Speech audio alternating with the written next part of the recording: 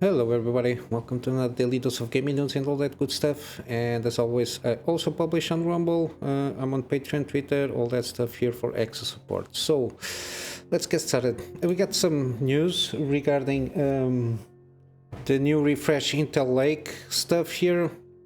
Intel Lake, yeah, it's like as Arrow Lake, with a new socket. So, as this is kind of a leak from Igor's lab, so basically you're going to have a new socket. So previous motherboards and the fact that it's now is going to support DDR5 from what I understood. Everything that you had to be as completely new. People that were complaining regarding AMD AM5's platform. Now it's time again for Intel. In every two like CPUs launches, they change everything, so you have to buy everything new. They don't have like at least new no strategy on supporting in terms of long term at least what we can call a platform. Like AM4, it went from the 3000 series CPUs until the 5000 series, so some years now, I think like 6 years, if not mistaken, I'm not sure. And now AM5 platform supposedly, we didn't get there yet, but it supposedly will at least get like 5 to 6 years also support of that platform. Everything will be compatible, like new CPUs and even different DDR5 memory should be compatible also. Yeah, it's all over the place again, Intel. That's why I always don't like cover too much Intel. They are very confusing. They are usually their new CPUs are just basically refreshes from older CPUs, and basically the mechanic, the internal mechanic, as I like to put it, is all the same. It's just boost a little. It's like brute forcing a little bit a new CPU. But yeah. The new motherboards will call Z8070 and B8060s. They are only going to be available next year, supposedly, which is I don't know why they are already trying to announce this thing 6 months, at minimum 6 months ahead. If you don't have like motherboards that are available at the moment, trying to announce. Of course, this is a leak, but with leaks, it's always something very suspicious when some leaks happen. Maybe it's like internal leaks, so people try to get hyped up for this. Of course, it supports still the DDR4, the previous generation Meteor Lake, I think. I always confuse these names. It's one of the things that I always, instead of the 13th and 12th generation, I think they support still between DDR4 and DDR5. And as again, I highlighted this in red. So basically, new CPU, motherboard, memory, and again, new mounting kit. Because supposedly at least a new mounting kit. I think the IPCs is not what I want to say. IHS, which is like the thing here where the height of the IHS, which is like the thing when you the cooler fits. I think the height is the same, so I think it's a matter of just buying a new mounting kit, and supposedly the coolers will be can be the same. But I don't know, because this is like a refresh. I think that the wattage will be increased, and I don't know if the TDPs will be compatible with the whole coolers. I don't know if you have like a less TDP cooler that can handle like high CPUs. If we can manage to deal with these new ones, probably you need to buy a new cooler for sure. But yeah. And of course now they will introduce the fact that the Gen 5 storage stuff, they occupy, you have to have like it's better to have dedicated PCI lanes for it, which AM5 already does, which basically reserves at least 4 lanes exclusive for the PCI Express from the instead of occupying the lanes from the GPU. Sorry.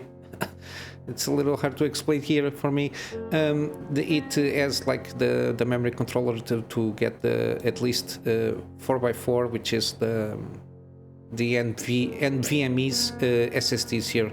Yeah, we'll see how it goes. Suppose you have they call it here dynamic pressure, which is like the pressure that it needs to be on the cooler needs to be mounted on, I think, and even the clamp stuff supposedly has to be have to have more pressure. We'll see how it goes. It's like a leak, but yeah, prepare yourself if you want to upgrade for and continue with Intel platform. You need to upgrade everything on the next generation, which is basically a refresh. With that, we got AMD. They're putting their 7600X CPU, which is the second lowest on the tier of performance. The first one being the non-X version. Now it's the X version is now $200.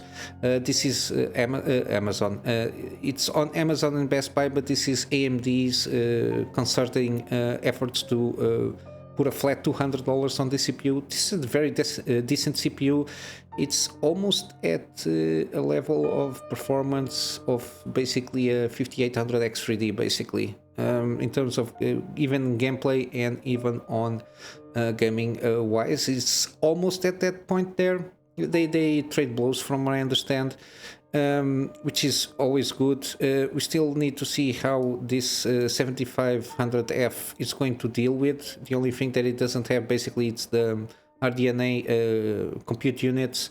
Supposedly it's going to be below $200, because if they're already doing the X version, which is already cheaper than the non-X version at the time, this is like a promotion for sure. This is not a permanent discount here. We'll see how it goes, but yeah, it's good to see the X version and the non-X versions of this of the CPU lineup. It's kind of basically the same with the PBO. I think it's called PBO, which is like the on the BIOS you just activate that check mark, gives a little bit extra performance, so it basically matches the performance of the X variant here. But yeah, at the moment this one is a good buy. Even it can handle basically everything. If you're not an enthusiast, it can handle basically everything, and it's good to see that $200 at least $200 marks being achieved here for this CPU. Hardware, this is it, except this last one. It's like an interesting thing. It's been announced. They had the Apex storage. It's got launched the 21 SSD stuff here, mounting kind of thing. I don't know what kind of applications. I think this for a content creator is good, but you have I think like a normal. I think you need like more professional stuff, like because this needs some bandwidth here and some PCI lanes to deal with. I think it's more almost like server thing here, but it would be good to see some things here, because it's also very expensive. $1,700, I think. Yeah, $1,800. This X16, so 16 SSDs plus this one has an active cooling here. I like to see some free things here more on the market, like only for SSDs, so you can have, like, for example, if you are an independent creator and you need like those scratch discs and everything for mainly for productivity work, like video editing and stuff like that. I think it's always good to have something dedicated to this, and you can take advantage of the PCI lanes and the bandwidth that this provides, this kind of connection, which is always good. But yeah, if you are a professional one and if you basically can make money from the components that you have, so taking advantage of that, I think it's very interesting how to go about it, putting a lot of NVMe's SSDs here and go about your day with a lot of storage. Also, in terms of games, I got this sneak peek here. I found it interesting. Ultra-corporeal action adventure. The trailer gives a little bit of vibes, but now with the game that Cocoon. in the point that you go around pictures and paintings and discover like the mysteries and everything. It's kind of Victorian age kind of setting feeling there, and seems it's like an adventure game with a lot of puzzling and some like fast-paced combat. I'm not sure if because it has I think it's isometric most of the game here, as you can see on the thing. And it's got some different art styles depending on if you go on the paintings or not. I think it's for us to understand if you are on the real world or not. But yeah, seems interesting. Already wishlisted. They got a link here for the Steam page here. I will leave a link on that also. So if you want to wishlist it and keep an eye on it, of course when it launches for sure, which is by the end of August, I will let you know if I find any reviews regarding this game. And now for upcoming games, or in this case the Forever Skies is early access. It will have like a full launch around a year from now. I just mentioned in this one, it has a lot of very positive feedback here, like 90% off on a lot of reviews here, which is always good to see. It doesn't have like huge amounts of content. People that if you willing to take your time. So basically this is like a survival based building kind of thing here. Already spoke about this game, mentioned that I don't recommend per se to buy this in early access because you never know, but if you're one of those people that like to get early on the things, and if you find interesting this kind of concept and this kind of games, this is one of those that I think is well worth supporting earlier. They've been adding like patches here at least monthly, which or at least weekly to a certain point, which is always good to see. Doesn't have a lot of content. People that are doing this like a slow burn, so taking their time, not rushing to objectives and everything, so basically exploring each skyscraper. They say around 30 to 40 hours you have content for that. The price is $30 basically, but yeah, it seems pretty interesting. It has similar kind of mechanics. I saw some reviews, they speak about which one. It's one of those that oh my god, similar to Raft. I don't know which game it is, but Subnautica. It's one of the references that I see a lot, but very unique on the approach and the aesthetics here. Also in the upcoming games we got Fort Solis. It's like an action kind of cinematic and a thriller in Mars, I think. Yes, narrative thriller set on Mars. It's very narrative driven, so don't expect like a lot of stuff. It's more about trying to solve the mystery itself. It's going to launch 23 on August, so keep your eyes on it. It's wishlisted here for me because I'm interested in this kind of games. I always like a good thriller when I'm playing games, and I think this has a good possibility to be an excellent one. Also we got Armored Core 6, Fires of Rubicon, of course, 25 of August, don't forget it, to wishlist it. And again, even this I don't recommend pre-ordering any game, but if you need to pre-order this, I think it's one of the ones that you can pre-order safely and you will not be disappointed.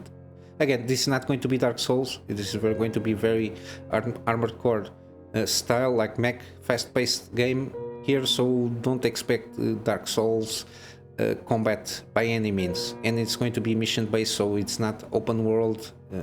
Don't get the disillusion or create expectations they will not meet if you thinking that you are going to get the Dark Souls experience by itself. And lastly, Lies of P. This one you can trust it's going to be a little bit similar to Dark Souls, Dark Souls-esque to a certain point. It's going to be an action RPG. It's got the live mechanic here, seems pretty interesting. You got a demo to try out before it launches if you fancy this kind of games. And it's going to launch a full price, $60, and it's got some deluxe edition. Got the deluxe upgrade. I think it's what do we got here? We got 72 hours early access. This means nothing to me. The cotton glasses and mask worn by those preparing for the festival. I don't know what this is. Yeah, if you're interested in spending $10 more, you can get the deluxe edition. But yeah, I think this is going to be a good one. I'm not sure it's going to be like a very encompassing game like Dark Souls. I think this is not going to be a very long game. I'm not sure, but I'm going to wait for reviews. We saw some previews. They are awesome. It's very fluid, very Bloodborne-y more kind of a thing. It's very parry-based kind of mechanics here, even though you can use kind of defense mechanisms, but it's more about parry based. We should put more Soulsborne-esque or Soulsborne-like, because there is a huge difference between how you approach combat between Dark Souls and Bloodborne, and even Sekiro. I don't know if Sekiro is more suited for the kind of approach in terms of combat, because it's fluid, but it's a little bit fast-paced, even though you have like I think Bloodborne, it's good enough of comparison here. But yeah, and now lastly, going for gaming deals, we got Ash of God's Redemption. I spoke about this game several times. I think it's well worth it. It's 80% off. It's like and it's moddable. It's got here as moddable. Good. It's kind of an RPG with turn-based strategy, turn-based combat. Sorry, it got a little bit of Banner Saga feels here, because your choice matters throughout the history of the game, and it seems pretty good. Very, at least the art style, it's basically the same that Banner Saga, but they are not related. But I kind of like this game. It's basically gives the feeling of hand-drawn stuff here. And it's dark fantasy. It's pretty good from what I saw, and I got the kind of the sequel or the spiritual successor of that game, which is Ash of Gods: The Way. It's like a few years after the first game, but it doesn't follow directly any of the characters which you played on the previous one. But you might see one or two characters that were in the first game. It is 15% off, so $20. I think it's a good buy. It has very positive reviews. This one is more focused on not trading cards, card collection stuff here. So you build your decks around, kind of similar to Midnight Suns and Midnight Suns basically. How do you going about the combat, from what I understood. And lastly, we got Marvel's Midnight Suns, which is on discount, 60% off. And these games are until the end of the month, basically, 24th of July, and Midnight Suns until the 31. I advise you to buy the Legendary Edition, because it has all the DLCs, it's got more characters and their story missions and their decks. And from the reviews that I saw from the new characters, this is very good and well worth buying. If you like a kind of XCOM, but with basically card deck building, I think it's well worth it. And basically this is it, guys. I'll wrap up for today. I hope you have a wonderful day, and I will see you in the next one. So until then, Kunamy Master out.